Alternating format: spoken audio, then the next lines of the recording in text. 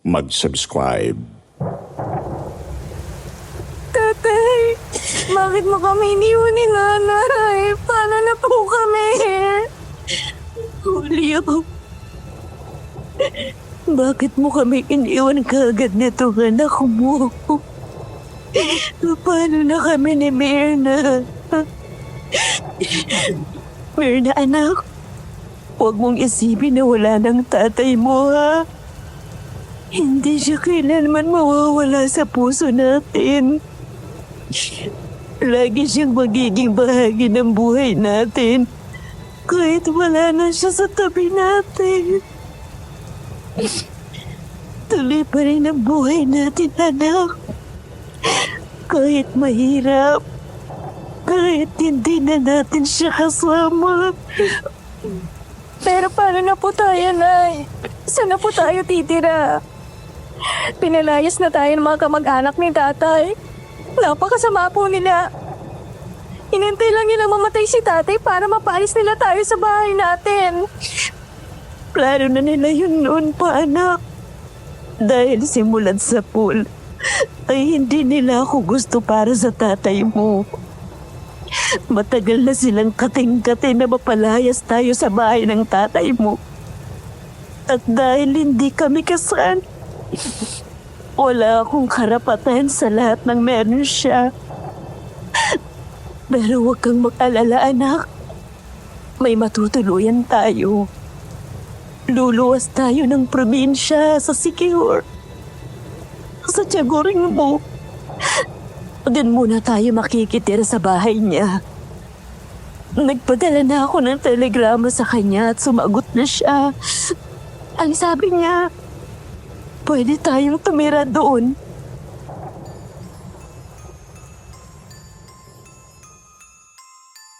Isang magandang araw, Sir Wilmore, at sa lahat ng mga solid listeners ng inyong channel.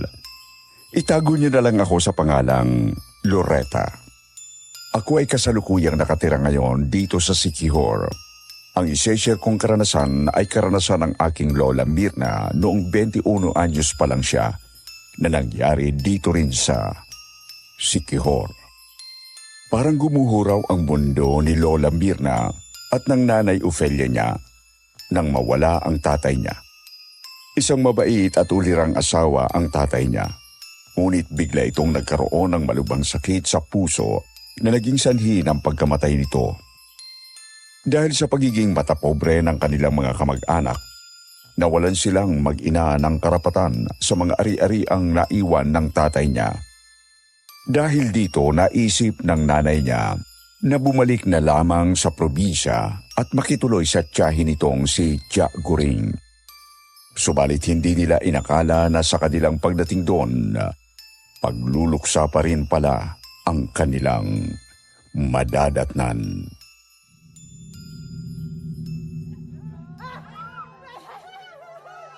Ano? Oo, wala na si Tiyagoring?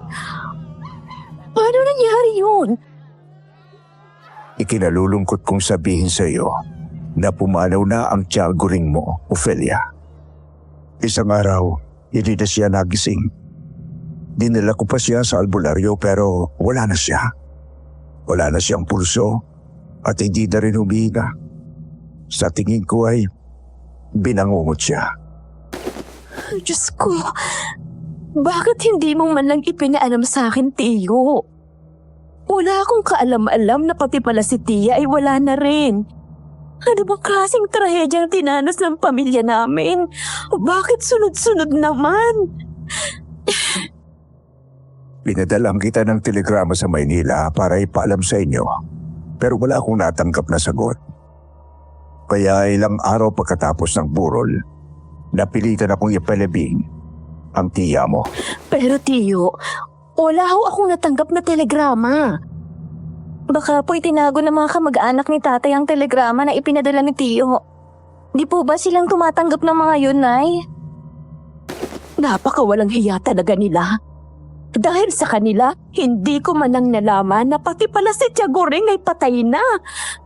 Sumpain sila. Ikinalulungkot ko ang pagkawala ng iyong asawa, Ofelia. Bakit nga ba kayo nagpunta rito mag-ina? Pinalayas ho kaming mag-ina sa bahay ng mga walang kwenta niyang kamag-anak. Kaya nagpadala ako ng telegrama kay Tia at nakiusap ako na makitira muna rito sa inyo pansamantala. Nasabi na ng asawa ko ang tungkol dyan, Ofelia. Maaari kayong tumira rito kahit kailan nyo gusto. Mas mabuting na andito kayo. Wala na si Gureng.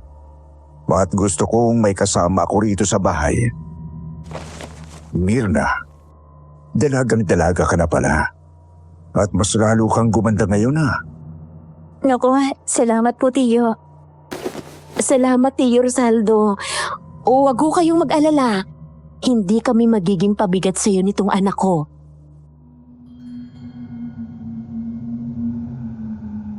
Si Tio Rosaldo ang pangalawang asawa ng Tia Guring ng nanay ni Lola Mirna. Mas bata raw ito noon ng 1 taon sa nanay Ofelia niya. Pero kahit ganon, Tiyo pa rin ang tawag nito sa lalaki. Nung una, hindi raw makapaniwala ang nanay ni Lola Mirna na napangasawa ng tiyahin nito, si Tio Rosaldo. Dahil parang anak na nito ang lalaki. At saka wala naman daw problema rito na doon sila sa bahay ng tiyahin ng nanay niya tumira. Naging maayos naman ang pagtangkap at pakikitungo nito sa kanilang mag-ina. Ngunit sa pagdating nila roon, may mga makikilala pa si Lola Mirna na magpapabago sa takbo ng buhay niya. Tiyo, nakakaya naman at sinamahan niyo pa kami na mamalengke nitong si Mirna. Oo nga po, Tiyo. Baka marami pa kayong gagawin. Di po ba may trabaho pa kayo sa bukid? Nako, hindi ko kayo hayaan na lumabas na kayong dalawa lang.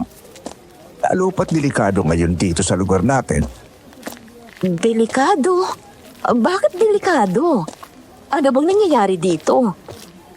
May gumagalang aswang sa lugar natin, Ofelia.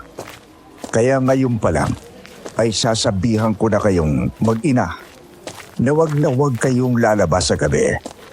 O kung maaari, wag na kayong lalabas nang walang kasama. Aswang? May aswang ba dito sa Sikihor? Meron, anak. Merong aswang dito sa Sikihor. Noon pa man ay may mga nababalita ng aswang sa mga lugar dito, lalo na sa mga liblib na baryo. Pero hindi ko akalain hanggang ngayon ay may aswang pa rin na gumagala rito. Akala ko'y nawala na sila, pero hindi pa pala. Iyan din ang akala ko. Na nawala na ang mga aswang pero kamakailan lang ay may nakakita raw sa aswang na kumakain ng lamang loob ng baboy doon sa kabilang baryo. Isa raw itong lalaking manananggal at may pinaghihinalaan ako kung sino ang aswang. Sino po, Tiyo? Sasagot na sana si Tio Rosaldo nang mapahinto siya sa paglalakad. Nakasalubong nila ang dalawang binata. Mukhang mga probinsyano ang mga ito. Magagandang lalaki at matipuno ang mga katawan. Pero sa kabila ng maamong itsura ng mga binata, nakaramdam ng kakaibang kaba si Lola Mirna nang makita nilang tumingin ang mga ito nang makahulugan sa kanila. Nang makalayo ang mga ito, saka nang ulit nagsalita si Tio Rosaldo. Nakita niyo ang mga yon? Ang dalawang lalaking yon na nakasalubong natin? Sila ang pinagkinalaan kong mga aswang. Ha? Silang mga aswang? Pero, sino bang mga binatan yun, Tiyo? At saka, Tiyo, kambal bang mga yon? Magkamukha kasi sila eh. Oo, kambal sila, Mirna. Ang pangalan nila ay Alex at Ariel. Mga dayulag sila sa lugar natin. Mula nang dumating sila rito, may mga hayop nang natatagpong patay dito sa lugar. Mga biyak ang tiyan at wala na ang mga laman loob. Tapos may nakakita nga sa manananggal na nambibiktima ng baboy sa kabilang baryo. Kaya nalaman namin na hindi lang dito na may merwesyo ang aswang, kundi pati na sa ibang lugar dito sa Sikihor. Nangagamba nga ang mga tao rito na baka sa susunod ay tao na ang biktimahin ng mga salot na yan. Kaya kailangan na mapuksa ang magkapatid na yon. Kaso wala pa kaming sapat na ebidensya para madiin sila. Kaya wala pa kaming magawang hakbang laban sa kanila. Sus Marioset, nakakahalubilo ng mga tao ritong mga aswang. Kakatakot naman. Oo nga, Nay. Mga mukhang matitino pero mga alagad pala ng dilim. Kaya wag na wag kayong makikipag-usap sa kambal na yon. Mag-iingat kayo sa kanila. Lalo na ikaw, Mirna. Delikado ang magkapatid na yon. Kaya nga pinangingilagan sila ng mga tao rito. Wala nga silang kaibigan dito kasi natatakot sa kanila. Pagbalik nila sa bahay, hindi raw maalis sa isip ni Lola Mirna ang sinabi ni Tio Rosaldo tungkol sa aswang at sa magkapatid na kambal. Nanghihinayang nga raw siya dahil magagandang lalaki ang magkapatid. Ngunit sa tuwing iniisip niyang aswang ang mga ito, hindi niya mapigilan ang mangilabot. Grabe. Hindi talaga ako makapaniwala na manananggal ang kambal na yon. Unang kita ko pa lang sa kanila. Agad na nakuha nilang atensyon ko.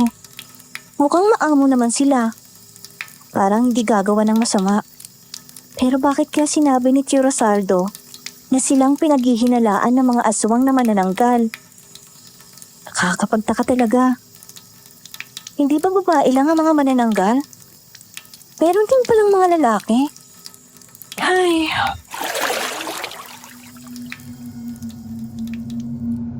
Habang nagsasabo ng katawan si Mirna, may naramdaman siyang parang may kung anong nakatingin sa kanya. ano yun? Parang may tao sa labas ng batalan. Napalingon siya sa siwang ng pinaglilikuan niyang batalan at namilog ang mga mata niya nang makita niyang may mga matang nakasilip sa kanya mula sa siwang. Dahil sa labis na takot, nagmamadali siyang magsuot ng damit kahit basa pa at puno ng sabon ang katawan. Mabilis siyang tumakbo pabalik sa bahay at agad na nagsumbong sa kanyang Nanay Ofelia. Nay! Nay! Oh, bakit ka ba sumisigaw, bata ka? Nay, sa may batalan po. May nakita po ako mga mata na naninilip sa akin habang naliligo ako. Ano? Naninilip ba ka mo? Eh sino naman ang maninilip sa'yo ron? Hindi ko po nakita eh. Basta may mga mata po na nakasilip sa siwang ng batalan. Habang nagpapaliwanag si Mirna sa nanay niyang si Ofelia, pumasok sa bahay si Tio Rosaldo. Nakita siya nitong namumutla sa takot. Anong nangyayari dito? Nasa labas ako eh. Narinig ko na sumisigaw ka, Mirna. Tiyo, mabuti dumating kayo. May nakita akong mga mata sa siwang sa batalan. May sumisilip sa akin habang naliligo ako. May naninilip sa iyo.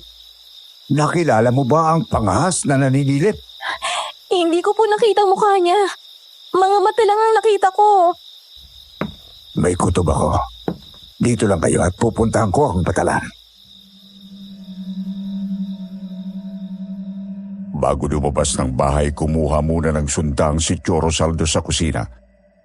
Ang sundang ay isang uri ng bolo o itak na karaniwang ginagamit sa iba't ibang gawain. Ilang minuto ang lumipas at sa kanyang pagbabalik. Wala naman akong nakita na kakaiba doon sa batalan. Bukod doon sa siwang na sinasabi mo, Mirna, na sa tingin ko ay sinadya nung naninilip sa iyo. Malakas ang kutob ko na aswang ang naninilip sa iyo, Mirna. Aswang? Iyong sinasabi niyo na manananggal? Oo, Mirna.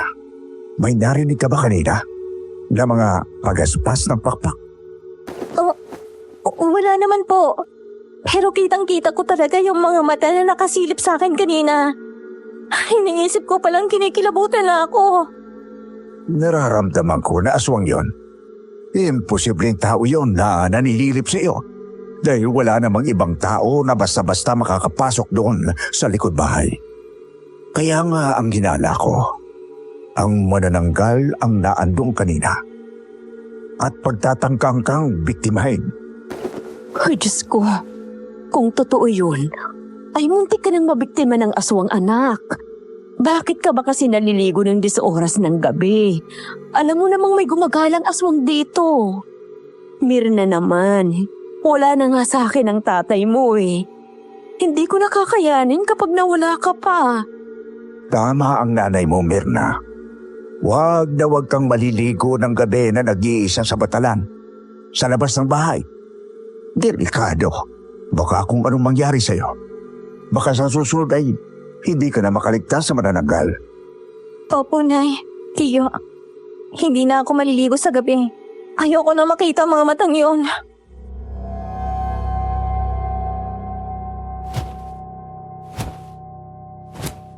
Nay, naririnig niyo po ba yon? Oo anak, naririnig ko. Mga pagaspas yun ng pakpak. Nay, nanggagaling yan sa labas. Parang nasa bubong. Baka yun ang sinasabing manananggal ni Tio Rosaldo. Oh, Diyos ko. Nasa labas ang aswang. Natatakot ako, Nay. Baka pumasok ang manananggal dito sa loob ng kwarto. Huwag kang mag-alala. Anak, nandito lang ako. Kung pumasok mo siya rito, hindi ako papayag na masaktan ka niya. Nagyakap ang mag-ina. Pareho na silang napaiyak sa takot sa naririnig nilang pagaspas ng pakpak ng kung anong nilalang sa labas ng bahay. Saglit lang, ngunit para bang walang katapusan ang mga pagaspas na yun hanggang sa unti-unti rin itong nawala.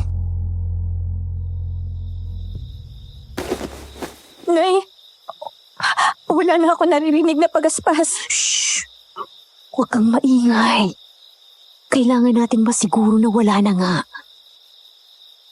Napansin nila na wala na nga ang pagaspas ng pakpak sa labas at puro huni na lang ng mga kuliklig ang narinig ng mag-ina.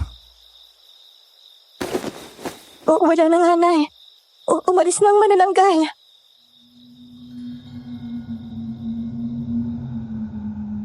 Nang matiyak nilang wala na ang aswang, nagmamadali silang lumabas ng kwarto at nagtungo sa kwarto ni Tio Rosaldo na nasa kabilang kwarto lang nila. Ginising nila ito at nang magising, napabalikwas din ito ng bangon.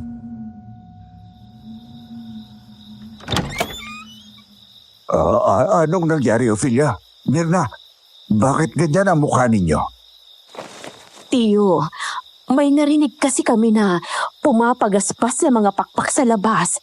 Ay, dinig na dinig namin itong anak ko na nasa bubong yung mga pagaspas. Hinala namin. Iyon ang manananggal na sinasabi mo. Opo, baka binalikan ako ng manananggal. Oh, Diyos ko. Baka binalikan ng aswang na yun itong si Mirna. Hindi na tuloy ang plano niyang biktimahin ang anak ko habang naliligo kanina. Kaya ngayon siya aatake. Pupungas-pungas daw si Tio Rosaldo nang lumabas ng kwarto. Kinuha muli ang sundang mula sa kusina at lumabas ng bahay upang tingnan kung ano ang nasa labas. Isang minuto ang lumipas bago ito bumalik. Wala naman ako nakita sa labas. Nakalis na lintik na aswang. Nay, gusto ko na pong umalis dito. Bumalik na lang tayo sa Maynila. Natatakot na ako rito. Baka mamaya ako na yung susunod na mabiktima ng manananggal. Anak, wala na tayong babalikan sa Maynila. Inagaw na ng mga kamag-anak ng tatay mo ang bahay natin doon. Hindi na tayo makakabalik doon. Mirna, hindi nyo kailangan umalis ng nanay mo. Ako ang magpoprotekta sa inyo mag-ina. Hindi kayo malalapitan ng aswang na yon habang naandito ako. Salamat, Tiyo. Buti nilang po at naririyan kayo. Ang swerte pala ni Tiyaguring sa iyo. Pamilya kayo ni Goreng, kaya pamilya ko na rin kayo. At saka ako ang baswerte kay Goreng dahil napakabuti niyang tao. Kaya nga sobrang sama ng loob ko nang maaga siyang pumanaw. Ay, huwag na nga natin pag-usapan at Naiiyak lang ako. Sinabihan daw sila ni Tio Rosaldo na maglagay ng asin at bawang sa bintana ng kwarto nila para hindi makapasok doon ang aswang. Agad na naganap ng asin at bawang sina Nanay Ofelia at Lola Mirna sa kusina.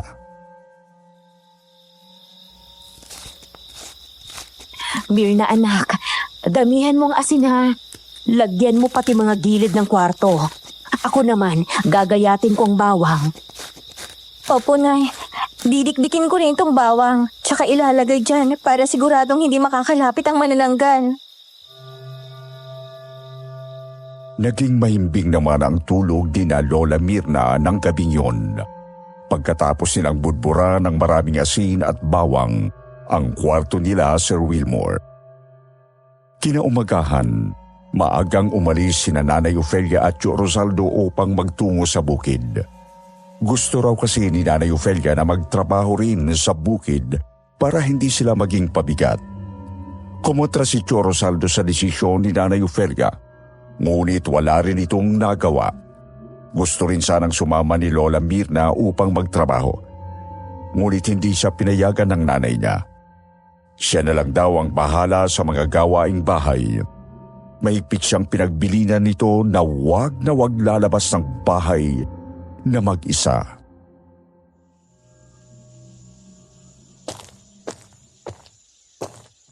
Ay, ang sarap maglakad-lakad. Tapos ko na rin naman ang mga gawaing bahay, kaya pwede na akong lumabas. Hindi naman malalaman ni nanay na lumabas ako eh. Nakakainip kasi sa loob. At saka umaga naman, imposibleng umatake ang manananggal.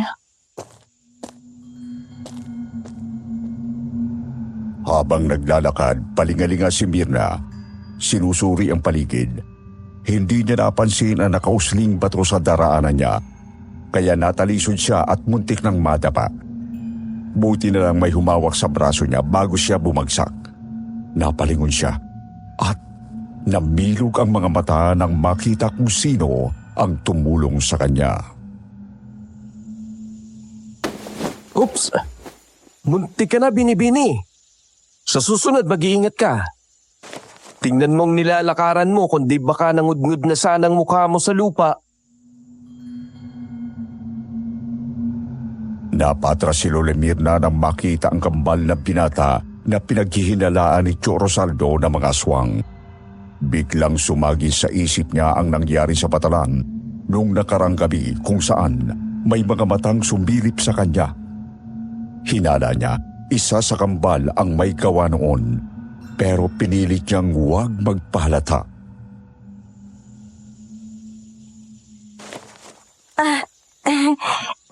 Salamat. Kasalanan ko.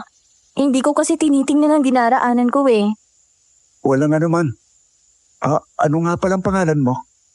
Bago ka lang dito, no? Ang sunod na nagsalita ay isa sa kambal. Kitang-kita ni Mirna ang seryosong pagtitig sa kanya ng magkapatid. Kahit nasilayan niya muli ang magagandang mukha ng mga ito, hindi niya napigilan ang kilabot na dumadaloy sa kanyang katawan. Sa takot na matukoy ang kanyang tunay na pagkakakilanlan, nagbigay siya ng ibang pangalan. Beth. Ang pangalan ko ay Beth. Ang gandang pangalan. Bagay na bagay sa isang magandang binibini na katulad mo. Salamat. Hindi kami taga rito. Nagbabakasyon lang kami ng nanay ko rito. Ikinagagala ka naming makilala, Beth. Tulad mo, mga dayo rin kami rito. Nga pala, ako si Alex at etong kakambal ko na si Ariel. Nanggaling kami sa Capiz. Umalis kami ron kasi gusto naming magsarili. Mahigpit kasi ang mga magulang namin. Hindi kami nagkakasundo sa mga bagay-bagay. Kaya nagdesisyon kaming tumira sa ibang lugar. Ngayon, nandito kami sa Siquijor. Dito na kami nakatira. Meron kaming nabiling taniman ng mais at niyugan na siyang pinagkukunan namin ng ikabubuhay. Nang banggiti ng magkapatid na nagmula ang mga ito sa Capiz, ay mas lalo raw nanindig ang balahibo ni Lola Mirna. Bali-balita kasi sa lugar na yon ay marami raw aswang. Kaya tatakbo na sana siya palayo nang bigla siyang natigilan sa sinabi ng kambal.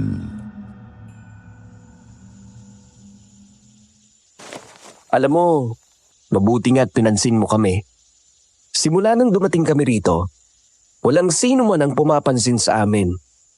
Ilagang mga taga rito sa aming magkapatid. Hindi naman namin alam kung bakit. Nung una ka namin makita, alam namin na pala kaibigan kang tao. Kaya naisip namin na baka ikaw na ang unang makikipag-usap sa amin. At hindi nga kami nagkamali. Salamat at kinausap mo kami. Hindi katulad nung lalaking kasama nyo, ng nanay mo. Mukhang masungit yun at suplado. Tsuhin ko yon. Pero teka, paano mo nalaman na nanay ko yung kasama namin? Magkamukha kayo eh. Malamang siya ang nanay mo.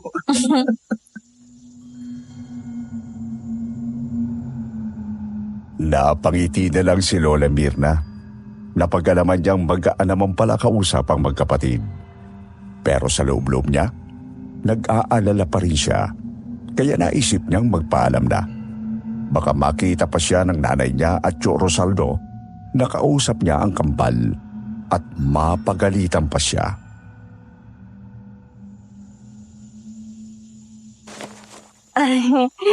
Uuwi na ako Baka hinahanap na ako ng nanay ko eh. Salamat ulit sa pagtulong sa akin kanina. Sana magkita pa tayo, Bet. Gusto naming makipagkaibigan sa'yo. Doon lang sa dulong bahagi ng baryo kami nakatira. Tsaka araw-araw ay naglalakad kami din dito. Kaya siguradong magkikita ulit tayo. Tumangulang si Lola Mirna at nagmamadaling naglakad pa uwi. Naglalaban pa rin ang takot at hinala niya sa kambal. Ngunit may kung anong nasasabi sa utak niya na magtiwala. Hapon na nang bumalik si Nanay Ofelia at Tio Rosaldo galing sa bukid. Pagdating nila sa bahay, nabutan nila si Lola Mirna na bagong ligo at nakatapis pa ng tuwalya. Mirna, nandito na kami ng tiyo mo. Aba, mabuti naman at maaga kang naligo, anak. Dahil kung gabi ka na naman naligo, baka aswangin ka na naman. Inagaan ko po talaga, Nay, dahil baka may manananggal na naman na manilip sa akin. Ay nako, ewan ko ba kung bakit may mga nagsulputan na namang aswang dito. Nung bago akong napadpad sa Maynila at naging asawang tatay mo, wala namang aswang na nanggugulo rito. Siguro nung mga sinaunang panahon, oo, meron. Pero hindi talaga ako makapaniwala na may ganyan na naman dito sa lugar na ito. Minsan naiisip ko na napakadaya ng tatay mo. Namatay ng maaga. Kung hindi niya tayo iniwan ng maaga, sana nasa Maynila pa tayo at wala tayo dito. Nay, wala naman na tayong magagawa. Patay na si tatay at nandito na tayo. Kahit ako, gusto ko na rin umalis dito. Pero ang sabi mo nga, wala na tayong babalikan sa Maynila. Kaya ito, magtitiis na lang din ako rito. At saka hindi naman tayo pababayaan ni Tio Rosaldo. Iyon ang sabi niya kagabi. Di po ba, Tiyo? Ngunit nang lingunin ni Lola Mirna si Tio Rosaldo, napansin niyang nakatitig ito sa kanyang katawan, lalo na sa kanyang hita. Dahil dito, hindi niya maiwasang tanungin ito. Tiyo, bakit po kayo titig na titig sa akin? Bigla namang napatigil si Tio Rosaldo sa pagtitig at ngumiti ng bahagya. Sumagot ito ng may pag-aalangan.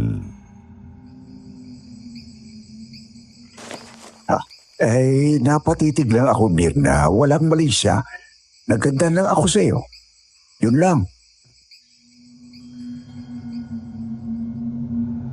Tumangulang si Lola Mirna sa sinabi ni Tio Rosaldo Ngunit hindi pa rin nakaligtas sa kanyang pakiramdam ang hindi komportabling titig ng lalaki.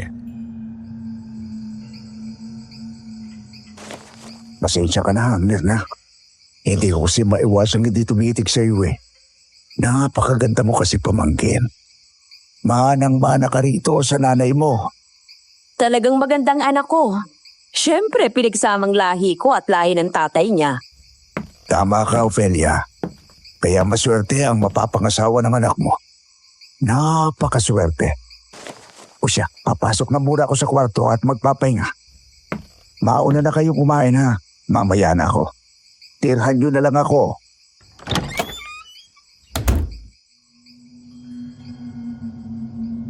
Nagkatinginan na lang ang mag-ina nang pumasok si Tio Rosaldo sa kwarto nito. Binaliwala nila ang pagtitig nito kay Lola dahil sa tingin nila wala naman talagang mali siya yon para kay Tio Rosaldo. Para na nitong anak si Lola Mirna. Kaya naman ipinagkibit balikat na lang yon ni Nanay Ophelia habang umupo sa upuang kahoy na malapit sa mesa.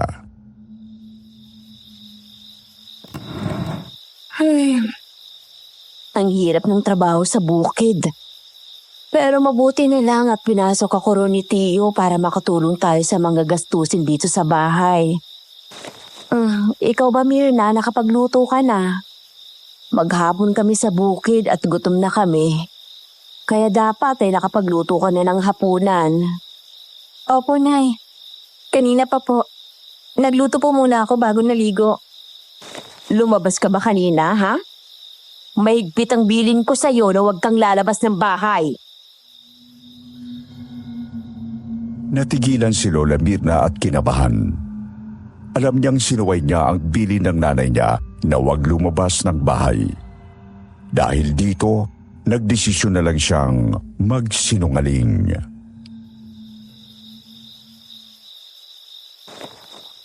Hindi po, Nay. Hindi po ako lumabas. Buong araw po ako nandito sa loob ng bahay. Mabuti naman kung ganun. Kasi alam mo, usap-usapan kanina sa bukid na may mga hayop na naman na inatake ng manananggal sa kabilang baryo. Wak-wak daw ang mga tiyan ng mga yon at walang laman loob. Ay, nakakabahala na talagang tungkol sa manananggal na yun. Sa sinabi ng nanay niya, biglang sumagi ulit sa isip ni Lola Mirna ang mga pagaspas ng pakpak na narinig nila ng nagdaang gabi. Ngunit inungkat din ito ng nanay niya. Naku, Mirna, kung nakapasok ang manananggal sa bahay kagabi, tayo sanang naging biktima at hindi ang mga hayop na natagpo ang patay. Malamang wala nang pagpipilian yung aswang. Kailangan na niyang kumain. Kaya yung mga kawawang hayop na lang ang inupakan niya. Kaya isara mo ng maigang bintana sa kwarto natin at maglagay ka ulit ng asin at diniktik na bawang doon. At huwag ka rin makikipag-usap sa kahit na sino. Lalo na sa mga hindi mo kilala. Tulad nung kambal na binata na pinaghihinalaan ni Tio na mga aswang. Pero, Nay, naniniwala po ba talaga kayo na mga aswang sila? Yun ang sinabi ni Tio, di ba? Maniwala na lang tayo dahil taga rito rin si Tio Rosaldo. Kaya alam niya kung may kakaiba sa mga bagong dating dito. Mahirap na anak. Mas mabuti nang mag-iingat kaysa magsisi sa huli. Hindi natin alam kung anong kayang gawin ng mga yon.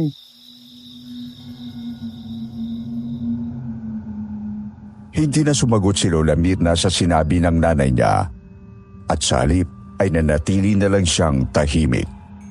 Ngunit kinabukasan, habang nag-aalmusal sila, kinausap siya ni Tio Rosaldo.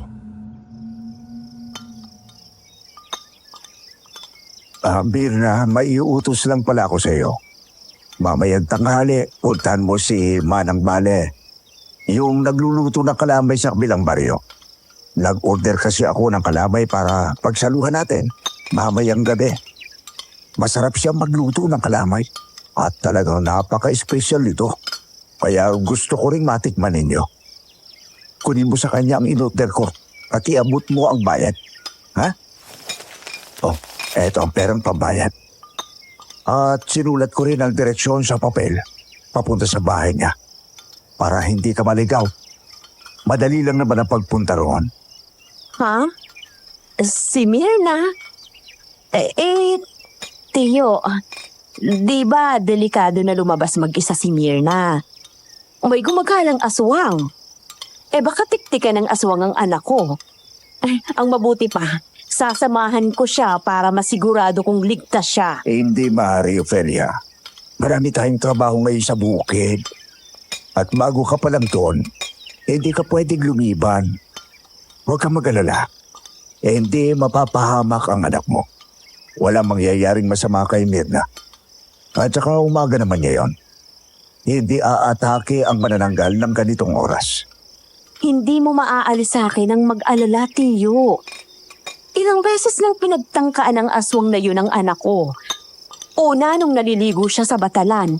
Pangalawa, yung may narinig kami mga pagaspas ng pakpak sa bubong at parang gustong pumasok sa kwarto namin. Kaya hindi mo ako masisisi na mag-alala sa anak ko.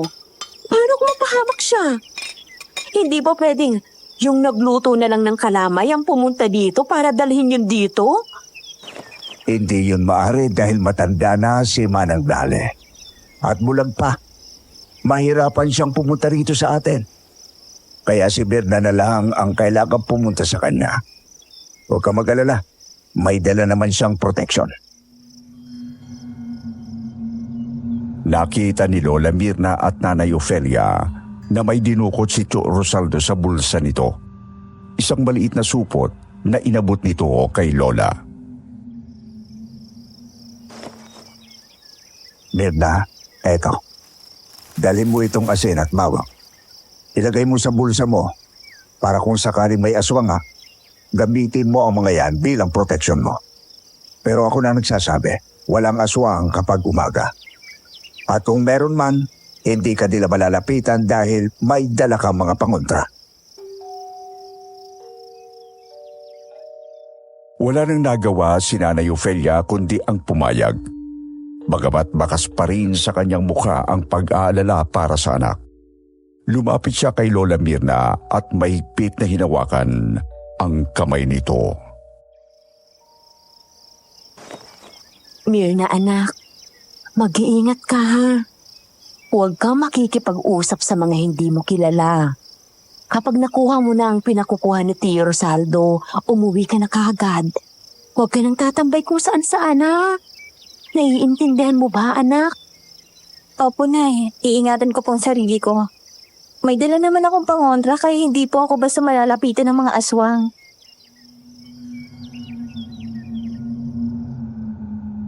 Bit-bit ang papel na may direksyon at ang supot na may lamang asin at bawang na ibinigay ni Tio Rosaldo. Gumayak na si Lola Mirna nang sumapit ang tanghali upang magtungo sa kabilang baryo. Ngunit sa kanyang pagsunod sa utos ni Tio Rosaldo, wala siyang kamalay-malay sa napipintong panganib na nag-aabang sa kanya.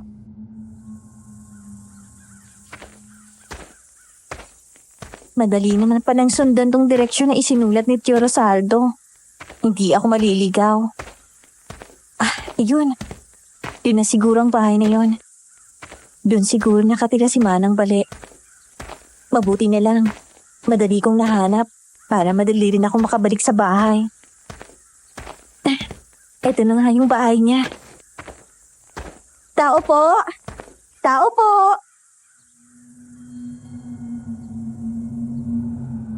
Agad na lumabas mula sa maliit na barong-barong ang isang matandang babae.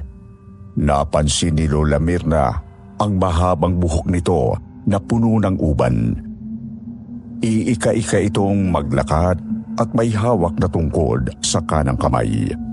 Ang kaliwang kamay naman niya ay hawak ang bilao na may kalamay at iniabot yon kay Lola. Laking pagtataka ni Lola Mirna dahil kayang-kaya ng matanda na magdala ng dalawang bagay sa magkabilang kamay.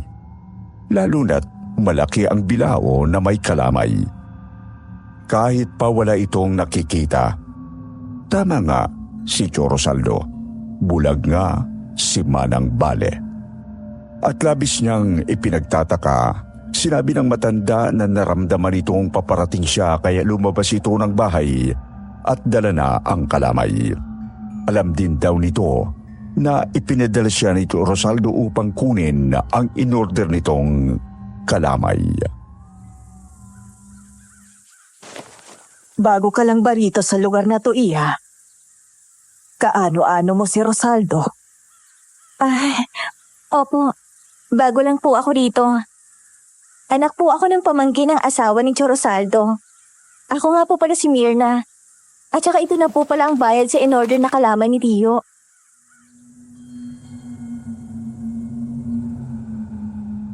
Tumangulang ang matanda bilang sagot. Matapos ang kanila pag-uusap ay nagpaalam na si Lola Mirna. Salamat po, Manang ah. Sige po, aalis na po ako. Salamat din sa iyo, Iha. Ikumusta mo na lang ako kay Rosaldo, ha? At teka nga pala, mag-iingat ka sa pagbalik mo sa inyo.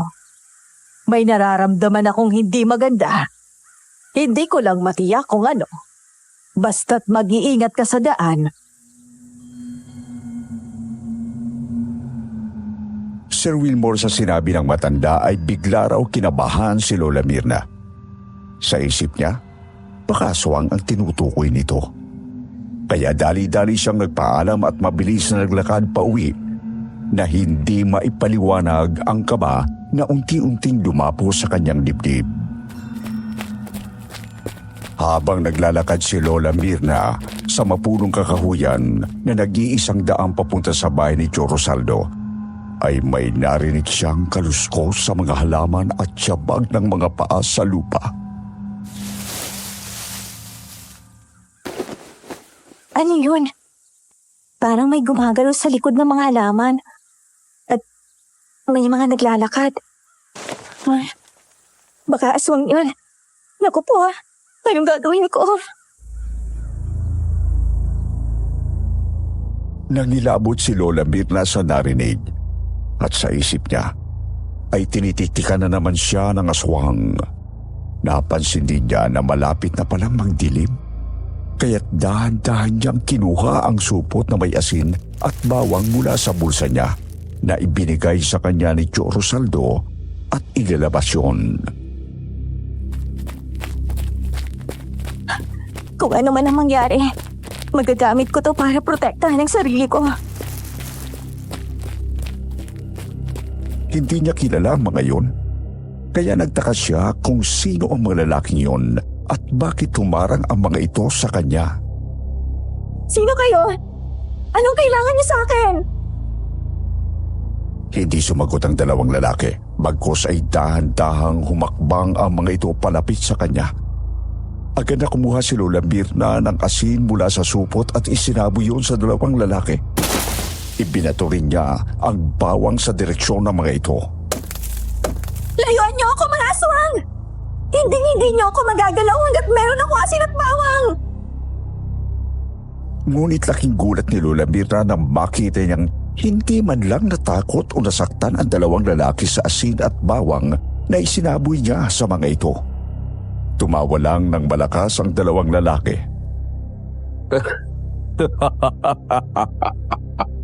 Hindi ka may pagtatanggol na dala mong asin at bawang. Dahil hindi naman kami mga aswang. Ano? Hindi kayo aswang? Mas lalo pang kinabahan si Lola nang malaman niyang hindi pala mga aswang ang kaharap niya, kundi mga masasamang tao na may balak saktan siya. Dahil sa matinding takot na bitawan niya ang bilao ng kalamay at nagmamadaling tumakbo. Ngunit hindi siya nakalayo dahil agad siyang nahabol ng dalawang lalaki.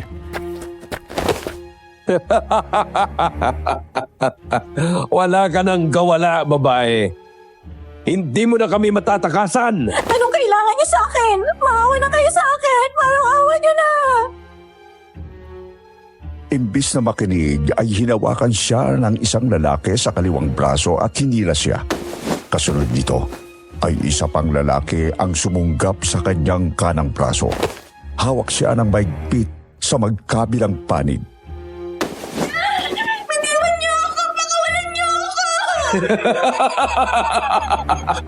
Huli ka na! Kailangan mong sumama sa amin! Saan niyo ba ako dadalhin? Ayoko sumama sa inyo! Wala ka nang magagawa. Sasama ka sa amin sa ayaw at sa gusto mo! Napasigaw si Lola Mirna at pilit na kumakawala sa dalawang lalaki na nakahawak sa kanya. Akala niya ay matatangay na siya ng mga ito. Kaya't sa sobrang takot niya, nanghina ang katawan niya at muntik na siyang mawala ng malay. Ngunit biglang may dumating na isang malaking itim na aso na hindi nila alam kung saan ang galing.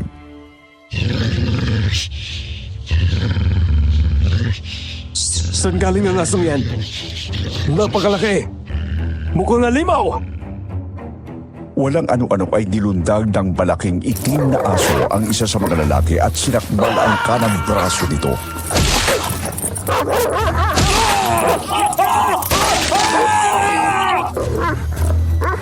Pagkatapos, ang sunod na inatake ng itim na aso ay ang isa pang lalaki at sinakbal ito sa balikat. Tara na pare! Wala tayong laban dyan! Aswang yata ang isang yan! Takbo na!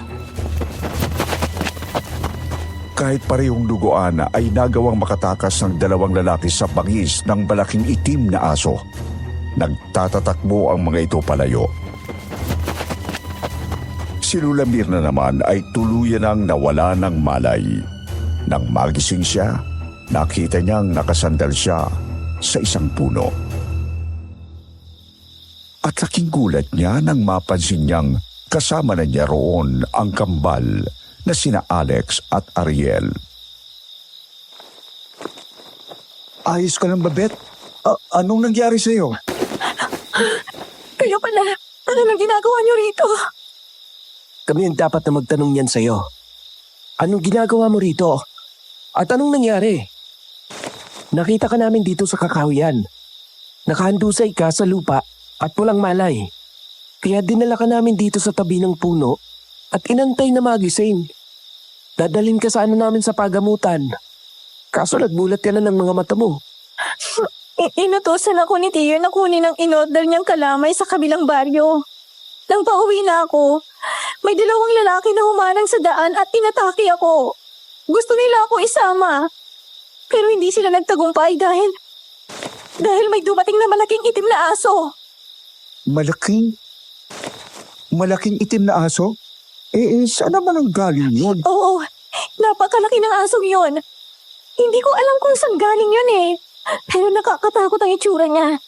Nanilisik ang mga mata at may matatayas na mga pangil. Pinagsasakman ng aso yung dalawang lalaki.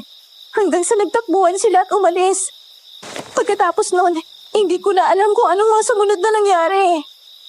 Ang astig naman ng asong yun. Mabuti na lang at hindi ka sinaktan. Hindi tulad ng dalawang ungas na umatake sa'yo. Kaya nga nagtataka rin ako kung bakit hindi ako sinakmal ng aso. Maswerte ka talaga at hindi ka inatake ng asong itim na yun. Kasi, ang kutob ko, baka aswang yun. Aswang? Hindi ba ang aswang na gumagala raw dito ay yung manananggal? Ang alam ko, hindi naman nag-aanyong hayop ang manananggal, di ba? Ay, pero hindi namin alam ang tungkol doon. Basta may aswang na kaya mag-anyong hayop. Tulad ng malaking aso. Pero sabi ko nga, maswerte ka dahil kung aswang yon, mabuti at hindi ka nilapa at kinain. Iniligtas pa nga niya ang buhay mo. Pero kung totoo ang sinasabi mo, hindi ka panipaniwala. Bakit hindi niya kinain yung mga lalaki umatake sa akin? Bakit sinakma lang niya? At ako, pwede niya akong patayin kung gugustuhin niya dahil nawalan ako ng malay. Pero bakit hindi niya ginawa? Ano yun? Aswang na nagpapakabayani para lang iligtas ako? Ay nako Ariel, wag mo nang guluhin ang utak nitong si Beth. At baka kung ano-ano pang isipin niya. Huwag kang magpapaniwala rito sa kambal ko, Beth. Sa tingin ko, baka asong bundok lang nakita mo na sumakmal sa mga lalaking nagtangka sa'yo. Oo, asong bundok na nagiging aswang. Manahimik ka nga, Ariel.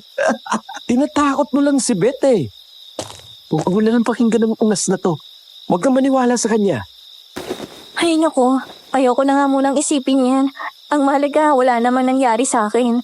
Hindi nila nagawa ang balak nilang masama laban sa akin. Tama ka, Beth. Ang mahalaga ay ligtas ka. Pasalamat na lang tayo at dumating ang aso na yon. Kung hindi, baka kung ano nang ginawa sa'yo ng mga lalaking yun. Kung gusto mo, ihatid ka na lang namin pa uwi sa bahay niyo.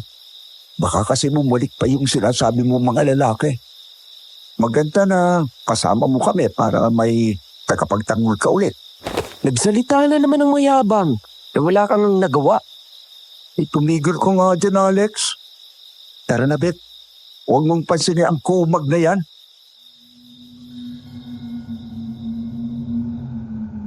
Hindi napigilan ni Lola Mirna ang matawa sa magkapatid. Sa mga sandaling yon, nakadama siya ng kapanatagan habang kasama ang kambal. Malayong malayo sa sinasabi ni Tio Rosaldo na ang dalawa ay mga aswang. Parang ayaw na ni Lola Mirna na maniwala rito at nais na niyang pagkatiwalaan ng buo ang kambal.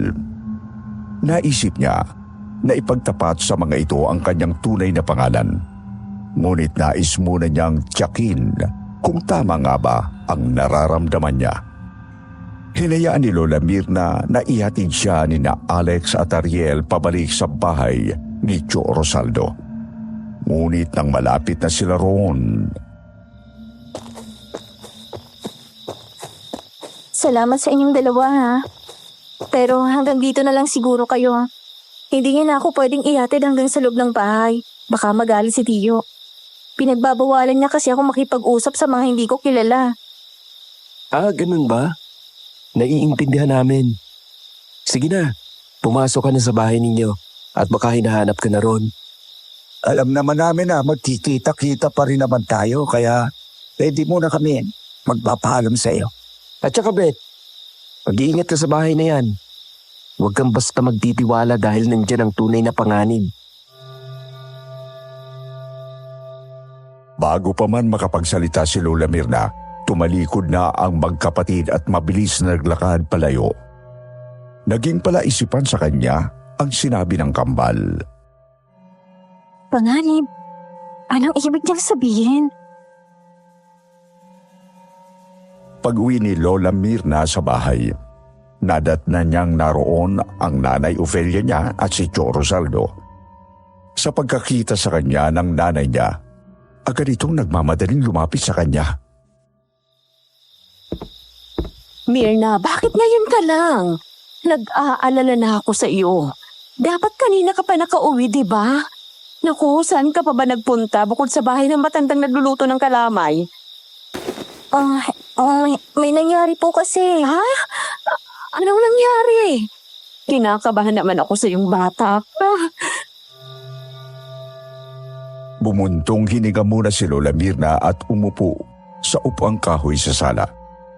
Seryos siyang tumingin sa kanyang nanay at tiyo. Ngunit napansin niyang tila nagulat pa si Tio Rosaldo sa kanyang pagdating. Oo, Mirna, anong nangyari sa'yo? Bakit ang dumi ng damit mo? Nasaan niya pala yung pinakukuha kong kalamay? Ganito po kasi nangyari na, Tiyo. Tungkol po sa bilao ng kalamay na in-order nyo. Nabitawan ko po yan sa may kakahuyan. May mga lalaki po kasing humarang sa akin sa daan ng pauwi na ako at pilit akong isinasama. Ay, Diyos ko, talaga ba anak? Anong ginawa nila sa'yo? Sino ang mga walang hiyang yon? Wala naman pong nangyari sa akin, Nay. Hindi natuloy ang masamang balak ng mga lalaking yun. Kasi may dumating na malaking asong itim. Yun pong nagligtas sa akin at sinakmal ang mga gagong yun. Oh, ano ka mo? Malaking aso na kulay itim? Eh, saan na ba nanggaling yung aso na yun? Hindi ko rin po alam, Tiyo. Basta bigla na lang po siyang dumating at tinulungan ako. Akala ko nga po'y sasakmalin din ako. Pero hindi niya ako sinaktan. Nang magsitakbo pa palayo yung mga lalaki, umalis na rin po yung aso. Pinili ni Lola Mirna na wag nang sabihin sa kanyang nanay at tiyo na nawalan din siya ng malay. dahil ayaw niyang magdulot pa yon ng dagdag na pag-aalala sa mga ito. Ngunit napansin niyang tila naguguluhan si Joe Rosaldo at mukhang malalim ang iniisip nito. Parang hindi ito mapakali.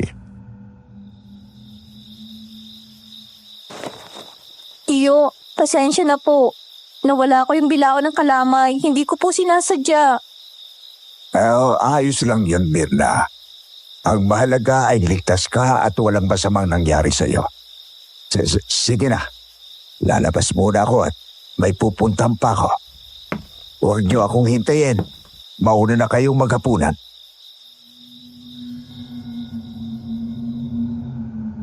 Napatulala si Lola sa inasta ni Joe Rosaldo.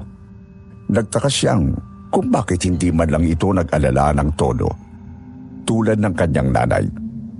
Hindi ba dapat lamang na mag-alala ito sa nangyari sa kanya? Kung hindi siya nito inutusan na pumunta sa kabilang baryo, hindi sana nangyari ang insidente sa Kakahuyan. Bakit parang wala siyang pakialam? Hindi man lang ba siya nag-alala sa akin? Nasa ganong pag-iisip siya nang biglang hinawakan siya ng kanyang nanay sa braso. Mirna anak, sigurado ka bang ayos ka lang? Wala ka bang natamong sugat? Naku, kung may nangyari sa'yo, mga mata lang ng mga hinayupak na yun ang walang latay sa akin. Dapat kasi sinamahan na lang kita kanina eh. Pero pinilit kasi ako ni Tio na wag lumiban sa trabaho sa bukid. Kaya ayan tuloy ang nangyari sa'yo. Anak, patawarin mo ko ha. Hindi ka sana muntik nang mapahamak. Halika. Maupo ka rito sa pagkainan at kumain na tayo. Siguradong nagugutom ka na. Nagluto ako ng adobong manok na paborito mo. Sige po, Nay.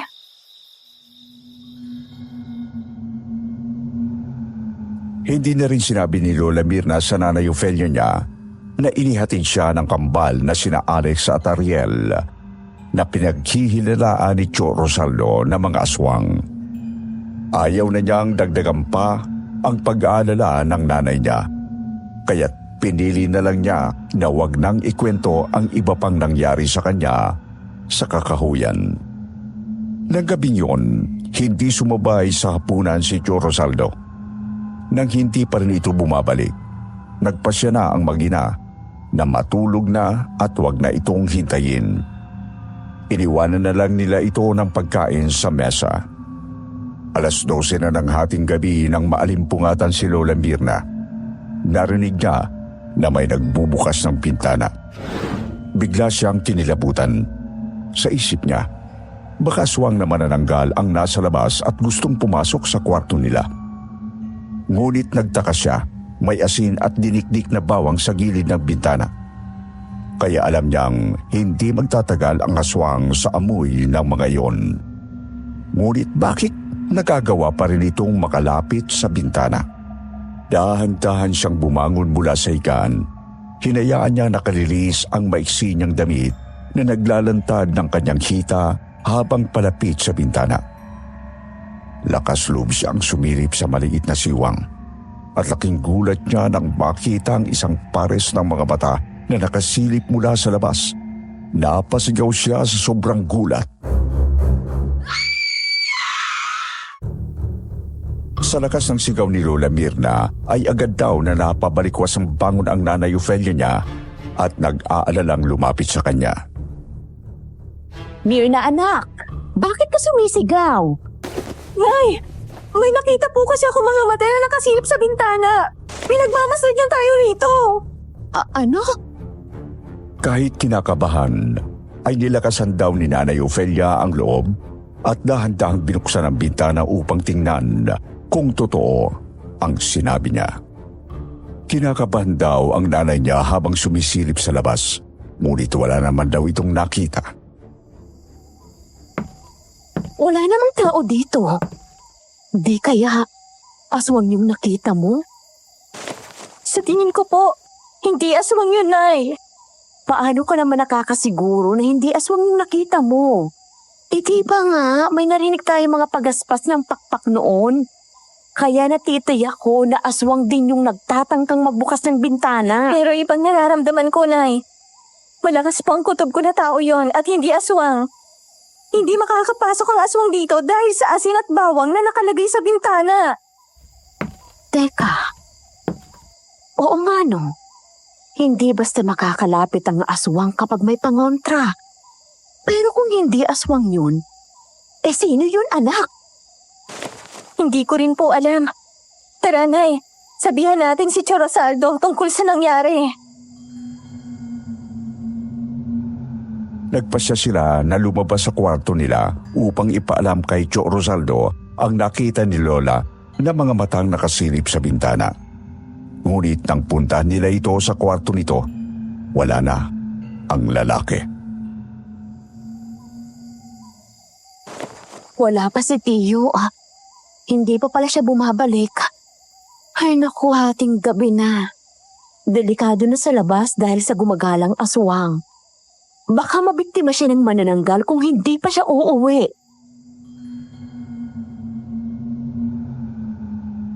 Habang nag-aalala si Nanay Ofelia sa hindi pag-uwi ni Tio Rosaldo, may nabubuo namang hinala si Lola Mirna kung bakit hindi pa ito bumabalik. Bigla niyang naalala ang sinabi ni Alex na mag-iingat siya dahil nasa bahay lang ang panganib. Naguguluhan siya kung bakit nasabi yon ng isa sa kambal.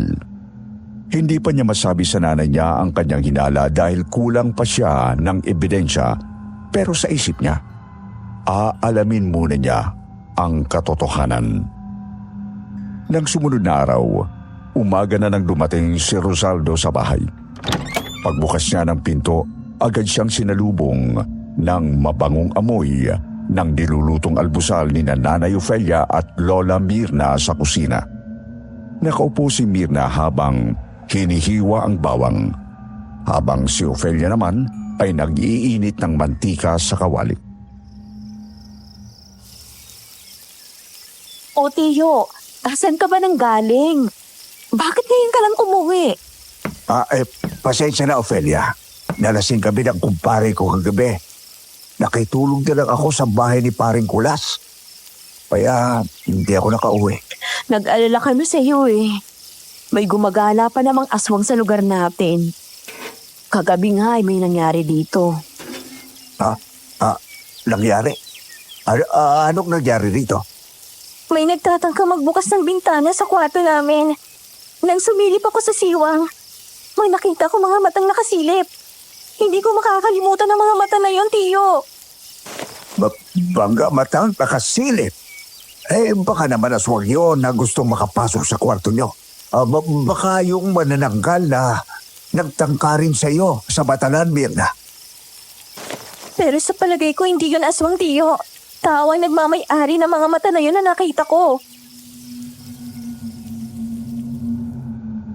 Natigilan si Tio Rosaldo sa sinabi ni Lola Mirna. Malalim ang iniisip nito at tila natulala. Tiyo, ana't hindi ka na nakapagsalita dyan. Wala. Parang sumamalap ang pakiramdam ko. Baka gutom ka ng Tiyo. Mabuti pa sumabay ka na sa amin sa almusal habang mainit pa itong sinangag at danggit. Salamat na lang, Ofelia. Pero busog ako. Magpapahinga na lang muna ako sa kwarto. Nang makapasok si Tio Rosaldo sa kwarto, nagkatinginan sina Lola Mirna at Nanay Ofelia. Nagtataka sa tila kakaibang kilos ng lalaki. Alam mo anak, napapansin ko, parang may nag-iba sa ugali ni Tiyo. Dati-rati naman sumasabay siya sa ating kumain at nakikipagkwentuhan. Pero ngayon, palagi nilang malalim ang iniisip. Parang umiiwas sa atin. Oo nga, Nay. Hindi na siya tulad ng dati. May nagbago na talaga sa kanya.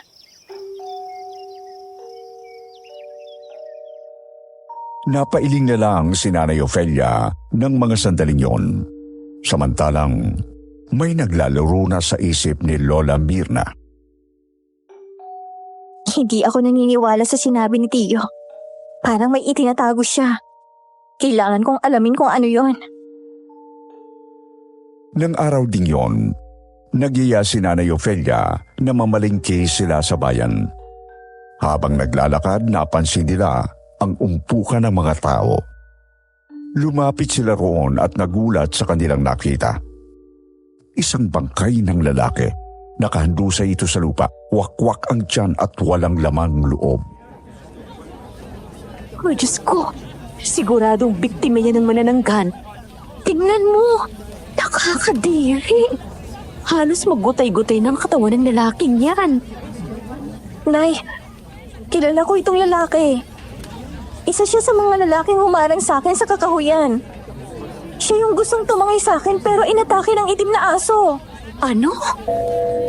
Yan ang isa sa mga nagtangkang kumuha sa iyo, anak. Opo, Nay. Tandang-tanda ko ang pagmumukha ng lalaking yan. Siya yun, Nay. Eh di mabuti nga sa kanya. Dapat lang sa kanya yan, anak. Ay, salamat talaga sa manananggal na yun na pumatay sa lalaking yan. Pero, Nay, parang may kinalaman ang pagkamatay ng lalaking yan sa pagtatangka nila sa akin nung kasama niya. Iniisip ko yun kung sino talagang pumatay sa kanya. Ang manananggal ba? O yung itim na aso na nagligtas sa akin?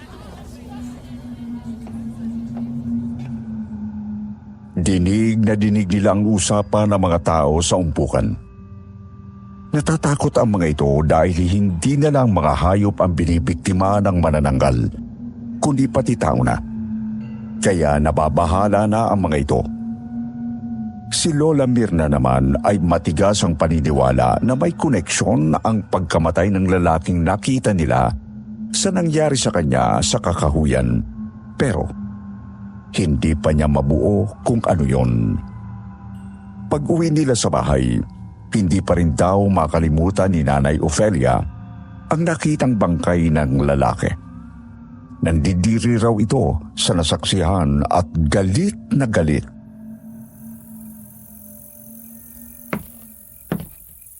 Ay, naku. Kasuka-suka talaga yung itsura ng bangkay na yun. Hanggang ngayon naaalala ko pa rin ang gutay-gutay niyang katawan. Ay, Diyos kong mahabagin. Pero dapat hindi lang ang lalaking yun ang namatay. Sana pati yung kasama niya ay biktima rin ng manananggal. Parang pagbayaran din yan ginawa nila sa iyo, anak. Ang gusto ko, biyakin din ang manananggalan tiyan ng lalaking yun at kainin ang laman loob niya tulad ng nangyari sa isa. Naniniwala ako na makakarma rin yung kasama ng lalaking yun. Kung hindi may siya mapatay ng aswang, pagbabayaran niya yun sa kulungan. Kulungan? Eh, paano mahuhuli ang ungas na yun? Baka nga mamaya nagtatago na yun eh.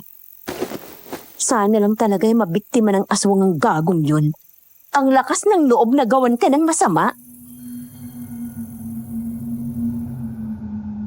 Nasa ganung tagpo sila nang maramdaman nilang lumabas na mula sa kwarto si Tio Rosaldo. Tiyo, mabuti naman at lumabas ka na dyan sa kwarto mo. Maayos na bang pakiramdam mo? Oo, maayos na ang pakiramdam ko.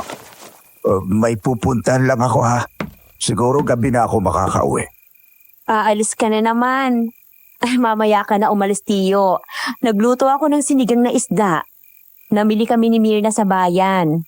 Naisip kong ipagluto ka ng masarap na sinigang para naman gumaan-gaan ang pakiramdam mo. Halika na, mananghalian ka muna. Salamat na lang, Ofelia. Pero hindi pa ako nagugutom. Mamaya na lang siguro pagbalik ko. Dali-dali raw lumabas ng bahay si Tio Rosaldo nang hindi man lang tumingin kay Lola Mirna. Halata talagang umiiwas ito. Kaya isinagawa ni Lola Mirna ang plano niyang imbestigahan si Tio Rosaldo. Hindi kasi talaga matahimik ang isip niya kung may anong bumubulong sa kanya na may hindi tama sa mga ikinikilos ng lalaki. Kaya palihim niya itong sinundan. Siguradong may itinatago kang lihim, Tiyo. Ngayon ko malalaman kung tama ang hinala ko sa'yo. Hindi raw siya nagpaalam sa nanay niya nang lumabas siya ng bahay. Hindi rin naman siya papayagan ito kung nagpaalam siya. Nakita raw niyang dumaan si Tio Rosaldo sa may kakahuyan. Ano kayang gagawin ni Tio dito sa kakahuyan? Nakaramdam ng kakaibang kaba si Lola Mirna. Ngunit pinagpatuloy pa rin niya ang pagsunod kay Tio Rosaldo. Nang mapansin niyang huminto ito sa tabi ng isang malaking puno, tila may hinihintay. Sino kayang kikitain niya rito? Mas lalo tuloy kumakabog ang dibdib ko. Para hindi siya makita, nagtago si Lola Mirna sa likod ng halaman na may makapal na dahon. At doon niya hinintay ang lihim na katagpo ni Tio Rosaldo. Hindi nagtagal, may dumating na isang lalaki at lumapit kay Tio Rosaldo. Nakita niyang seryoso ang usapan ng dalawa. Napansin din niya ang itsura ng kausap nito. At namilog ang mga mata niya dahil kilalang kilala niya ang mukha na yon. Siya yun. Siya yung isa sa mga lalaki na nagtanggang umarang sa akin sa kakahuyan. Laking gulat ni Lola Mirna nang mamukha niya ang lalaking kausap ni Tio Rosaldo. Ang lalaking yon ay kasamahan ng lalaking pinatay ng aswang at isa rin sa mga humarang sa kanya sa kakahuyan. Anong ginagawa ng lalaki yan dito? Magkakilala ba sila ni Tio? Dahan-dahang lumapit si Lola Mirna sa kinaroroonan ng dalawang lalaki at palihim na pinakinggan na ang pinag-uusapan ng mga ito at hindi siya makapaniwala sa mga narinig niya. Anong gagawin ko? Patay na yung kasama ko. Pinatay ng aswang. Baka ako nang isunod ng aswang. Dahil mula nang inutusan mo kami na dukutin si Mirna, hindi na kami tinigilan ng aswang. Tuwing gabi sa tinitirhan namin, palagi kaming nakakarinig ng mga pagaspas ng pakpak at alulong ng aso. Gago ka pala eh. Ang laki niyong gonggong.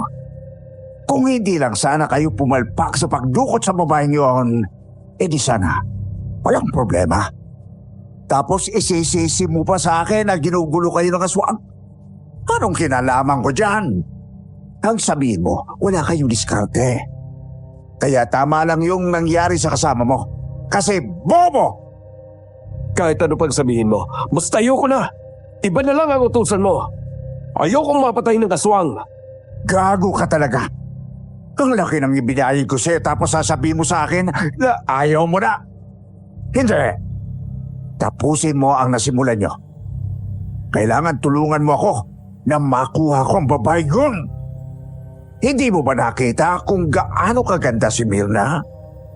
Hindi ko na kayang maghintay. Kaya nga inutusan ko kayo, hindi ba? Ang plano ay dukutin nyo siya at dalhin sa gubat. Kung hindi lang sana kayo pumalpak, sana maganda ang kinalabasan. Sana ay pare-pareho tayong makikinabang sa kagandahan niya. Hindi na. Buo ng desisyon ko. Ayoko na sa pinagagawa mo. Mas mahal ko ang buhay ko. Sa narinig ni Lola Mirna ay hindi na niya mapigilan ang matinding galit na nag-uumapaw sa kanyang dibdib.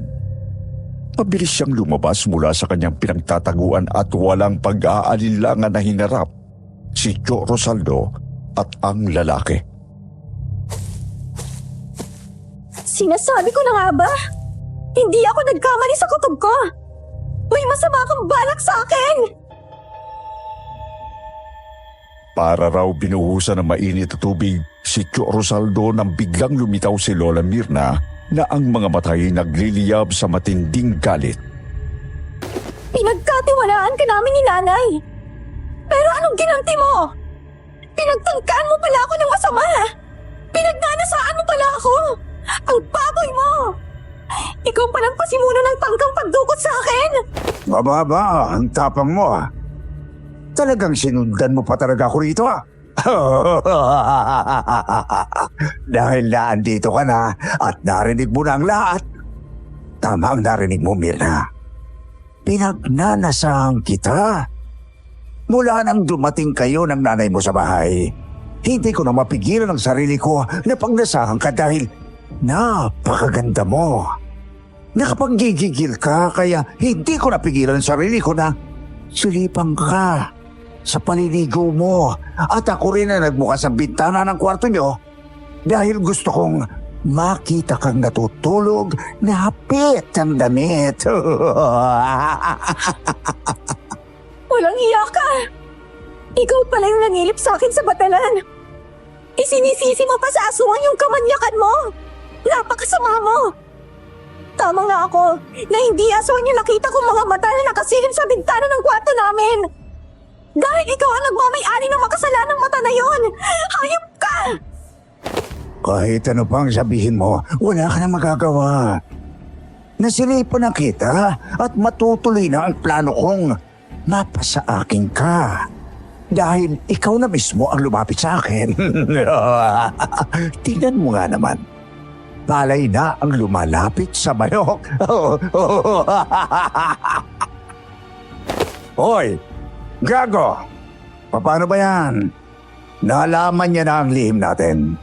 Siguradong sa kulungang kapupulutin kapag ginayaan natin ang babaeng yan na mabuhay. Kaya sa ayaw at sa gusto mo, tutulungan mo akong ilispat sa yan. Pero bago yon, pakikinabangan ko muna. Inilabas daw ni Tio Rosaldo ang sundang at dahan-dahang lumapit kay Lola Mirna. Wala ring nagawa ang bayarang lalaki na kasama ni Tio Rosaldo kundi ang sumunod. Akma raw tatakbo si Lola ngunit mabilis siyang nahawakan ng lalaki sa braso. Bitiwan mo ako! Mga demonyo kayo! Hindi niyo matatakasan ang mga kasalanan niyo! Nang bigla na lamang nagiba ang ihip ng hangin, Sir Wilmore, napansin ni Lola na madilim na sa paligid. Nakaamoy sila ng isang masangsang na amoy mula sa kung saan. Anong amoy yun? Ang baho, nakakasulaso. Maya-maya ay nakarinig sila ng malakas na alulong ng aso at kasabay nito ang malakas na pagaspas ng pakpak na kung anong nilalang.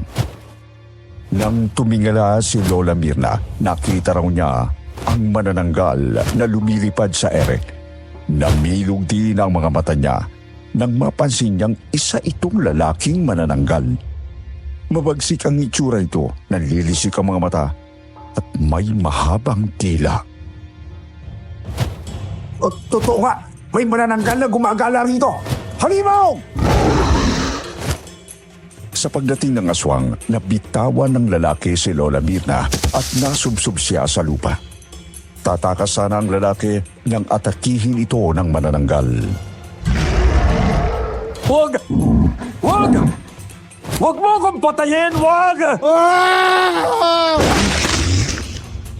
Kitang-kita raw ni Lola Mirna kung papaano sakmali ng manananggal ang liig ng lalaki. Sumirit daw ang dugo mula roon at hindi pa nakontento. Gamit ang matatalas nitong mga kuko, winakwak nito ang tiyan ng lalaki. Walang kaabog-abog na kinain ng manananggal ang mga laman loob nito. Tatakas sana si Tio Rosaldo nang harangin ito ng isang malaking asong kulay itim. Nakilala ni Lola Mirna ang aso dahil ito ang sumakmal sa mga lalaking humarang sa kanya. Ngayon, mas bumagsik ang itsura ng aso at tila naging aswang na. Inilabas nito ang mahahabang mga pangil at bumubungis-ngis parang hayok na hayok sa dugo.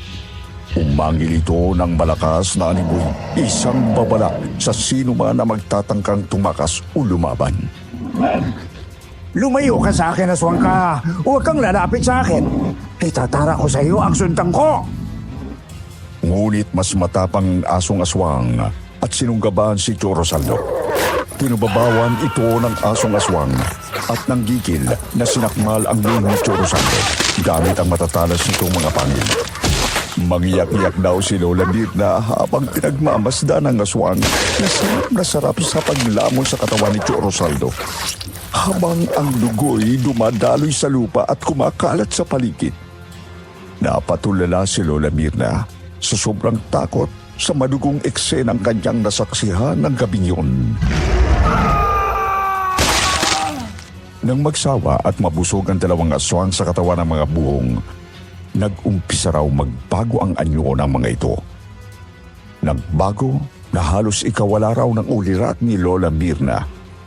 Hindi siya makapaniwala sa kanyang nakita dahil ang manananggal at ang asong itim ay ang kambal na sina Alex at Ariel. Ang malaking asong itim ay si Alex at ang manananggal ay si Ariel.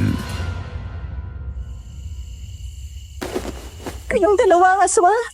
Ibig sabihin, tamang hinala ni Tio na aswang kayong magkapatid. Teka lang. Huwag kang matakot sa amin, Mirna. Hindi ka namin sasaktan. Dumating kami dahil pinagtanggol ka namin laban sa manyakis mong tiyo at sa gago niyang kasabwat. Paano mo nalaman ang totoong pangalan ko? Matagal na naming alam ang pangalan mo. Marunong kaming bumasa ng isip ng tao. Kaya alam na alam namin ang lahat ng tungkol sa iyo. Nangilabot daw si Lola Mirna sa sinabi ng kambal. Kung ganon, alam na pala ng dalawa na nagsisinungaling siya sa mga tao. Ikaw? Alex? Ikaw yung asong itim na nagligtas sa akin sa kakahuyan? At ikaw, Ariel? Ikaw yung manananggal na narinig namin ni nanay sa bubong? Tama ka.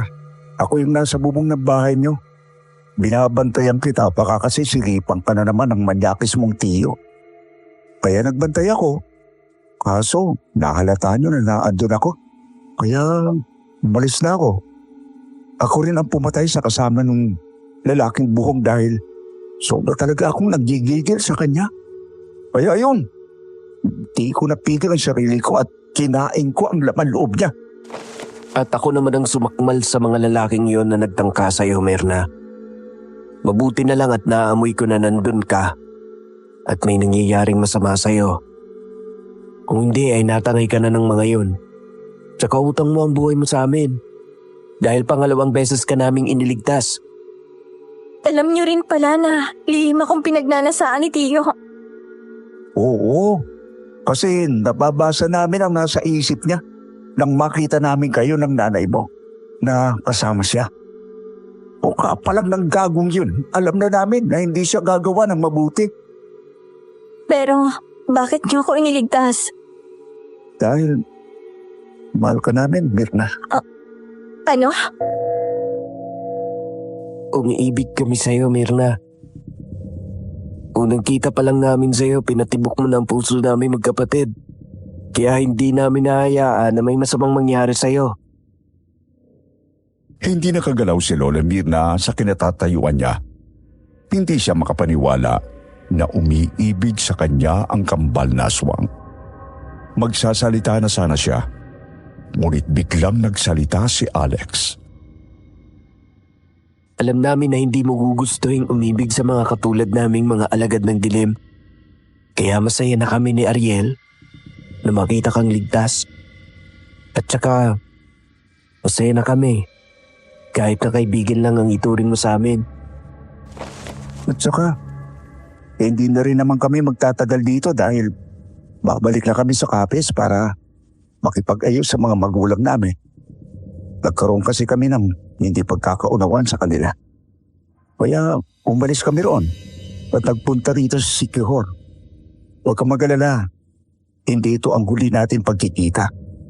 Dahil dadalawin ka ulit namin. Hindi ko alam kung anong sasabihin ko sa inyong dalawa. Pero maraming salamat sa pagliligtas niyo sa akin.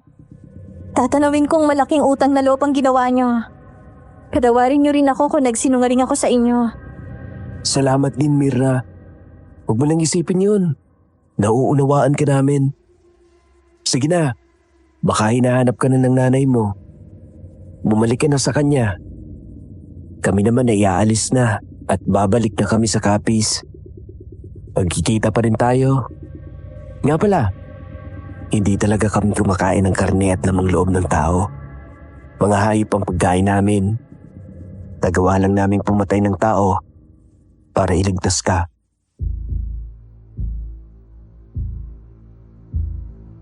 Yun na lang at bigla na lang daw nawala ang kambal sa dilim. Bumalik si Lola sa bahay at ikwinento niya kay Nanay Ofelia ang lahat na nangyari. Tulad ng inaasahan, hindi ito makapaniwala sa mga sinabi niya. Pero laking pasasalamat daw ng nanay niya sa pagliligtas ng kambal na aswang kay Lola Mirna. At kahit kinikilabutan ang nanay niya na meron siyang mga kaibigan na aswang, napanatag naman daw ito dahil sinabi ni Lola na mababait ang aswang, ang magkapatid na minsang umibig sa kanya.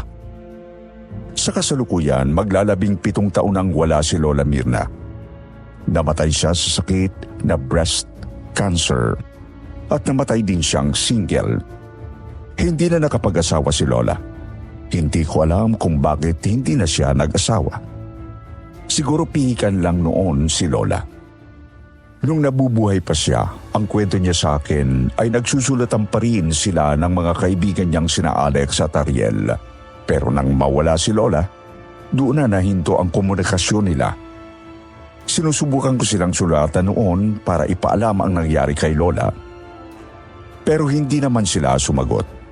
Iniisip ko na lang na siguradong nalungkot sila sa pagkawala ni Lola Mirna kaya hindi na sila nagparamdam pa.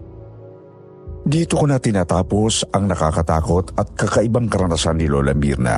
Kung sakaling mapili ang kanyang kwento, maaari niyo bang sabihin sa akin kung ano ang iyong opinyon tungkol sa nangyari kay Lola? Sa tingin niyo, naniniwala ba kayo sa kanya na aswang ang magkapatid na nakilala niya? Maraming salamat po at more power sa inyong lahat.